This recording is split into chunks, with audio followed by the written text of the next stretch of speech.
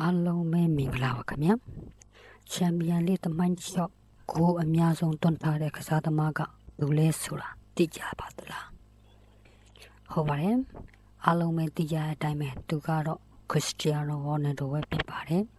ဒီနေ့ဗီဒီယိုမှာတော့ရိုနယ်ဒိုရဲ့ချန်ပီယံလိ3ဂိုးမှတ်တမ်းနဲ့သူကစားတဲ့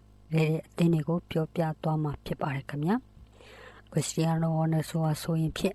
UEFA ချန်ပီယံလိဂ်တမန်တလျှောက်မှာစုစုပေါင်း140ကိုသွင်းပြီးတော့ all time top scorer ဖြစ်ရပ်တည်နေစေဖြစ်ပါတယ်။သူကစားခဲ့တဲ့အသင်းတွေကတော့ Manchester United အသင်းမှာ2003ခုနှစ်ကနေ2009ခုနှစ်အထိကစားခဲ့ပြီးတော့ချန်ပီယံလိ3ခု22ကိုသွင်းယူနိုင်ခဲ့ပါတယ်။2008ခုနှစ်မှာလည်းချန်ပီယံလိဖလားကိုပထမဆုံးရရှိခဲ့ပါတယ်။ရဲမထွက်အသင်းနဲ့မှာတော့2009ခုနှစ်ကနေပြီးတော့2018ခုနှစ်အထိကစားခဲ့ပြီးဒီအသင်းနဲ့ပဲသူ့ရဲ့အောင်မြင်မှုအများဆုံးရရှိခဲ့ပါတယ်။ရဲမထွက်အသင်းအတွက်ချန်ပီယံလိ3ဂိုး105ဂိုးထိသွင်းယူထားနိုင်ခဲ့ပါတယ်။2014ခုနှစ်မှ2018ခုနှစ်အတွင်းဖလား၄ချိန်ရရှိခဲ့ပါတယ်။2013-14ရာသီမှာတော့တရားသည့်အများဆုံး3ဂိုး18ဂိုးသွင်းပြီးမှတ်တမ်းတင်ခဲ့ပါတယ်။ဂျူဗင်တက်အန်ဒန်နဲ့မှာဆိုရင်ဖြစ်2018မှ2021အထိဇန်ခဲ့ပြီး